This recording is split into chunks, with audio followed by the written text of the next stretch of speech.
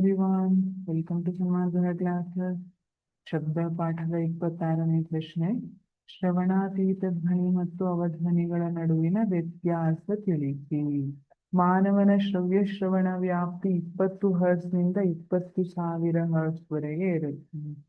ಅದರ ಆ ರೇಂಜ್ನಲ್ಲಿರುವಂತಹ ಶಬ್ದವನ್ನ ಮಾತ್ರ ನಾವು ಕೇಳಬಹುದು. 20,000 ಹರ್ಟ್ಸ್ಗಿಂತ ಮೇಲೆ ಇದ್ರೆ ಕೇಳಲಿಕ್ಕಾಗುವುದಿಲ್ಲ, 20 ಹರ್ಟ್ಸ್ಗಿಂತ ಕಡಿಮೆ ಇದ್ರೆ ಕೇಳಲಿಕ್ಕಾಗೋದಿಲ್ಲ. ಅದು ಮಾನವನ ರೇಂಜ್. ಅದನ್ನೇ ಆಧಾರವಾಗಿಟ್ಕೊಂಡು ಶ್ರವಣಾತೀತ ಧ್ವನಿ ಮತ್ತೆ ಅವಧ್ವನಿ ಅಂತ ಹೇಳ್ತೀವಿ ನಾವು. ಶ್ರವಣಾತೀತ ಧ್ವನಿ ಅಂದ್ರೆ ಶಬ್ದ ತರಂಗದ ಆವೃತ್ತಿ 20,000 ಹರ್ಟ್ಸ್ಗಿಂತ ಹೆಚ್ಚಾಗಿರುತ್ತದೆ. ಇಲ್ಲಿ 1 ಸೆಕೆಂಡ್ಗೆ ಆ ವಸ್ತು 20,000 ಹರ್ಟ್ಸ್ಗಿಂತ 20,000ಕ್ಕಿಂತ ಜಾಸ್ತಿ ಬಾರಿ ಕಂಪಿಸಿದ್ರೆ ಅದನ್ನ ನಾವು ಶ್ರವಣಾತೀತ ಧ್ವನಿ ಅಂತ ಕರಿತೀವಿ. ಅದರ ಆವೃತ್ತಿ 20,000 ಹರ್ಟ್ಸ್ಗಿಂತ ಹೆಚ್ಚಾಗಿರುತ್ತದೆ. ಉದಾಹರಣೆಯನ್ನ ನೋಡೋದಿದ್ರೆ ಡಾಲ್ಫಿನ್ಗಳಿರಬಹುದು, ಬಾವಲಿಗಳಿರಬಹುದು, ನ್ಯಾವಿಗೇಷನ್ಗೆ ಅಥವಾ ಕಮ್ಯುನಿಕೇಶನ್ಗೆ ಅನ್ನೋದಕ್ಕೋಸ್ಕರ ಅವರು ಶ್ರವಣಾತೀತ ಧ್ವನಿಯನ್ನ ಉಪಯೋಗಿಸ್ಕೊಳ್ತವೆ. ನಾಯಿಗಳು ಶ್ರವಣಾತೀತ ಧ್ವನಿಯನ್ನ ಕೇಳುವಂತಹ ಕೆಪಾಸಿಟಿಯನ್ನ ಹೊಂದಿವೆ.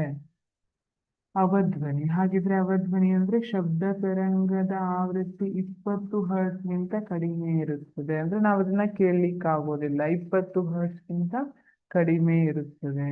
ಆನೆಗಳಿರಬಹುದು ಅಥವಾ ತಿಮಿಂಗಿಲಗಳಿರಬಹುದು, ಅವೆಲ್ಲ ಕಮ್ಯುನಿಕೇಶನ್ಗೆ ಅವಧ್ವನಿಯನ್ನ ಉಪಯೋಗಿಸಿಕೊಳ್ತವೆ.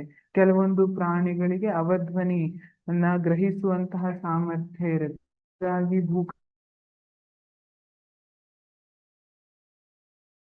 ಕೆಲವು ಹೊತ್ತಿನ ಮೊದಲು ಅವಕ್ಕೆ ಸಿಗ್ನಲ್ ಗೊತ್ತಾಗ್ಬಿಡುತ್ತೆ. ಹೇಗೆ? ಯಾಕೆಂದ್ರೆ ಭೂಕಂಪದ ಅಲೆಗಳೇನಿದೆ ಅವು ಅವಧ್ವನಿ ಆಗಿರುತ್ತೆ.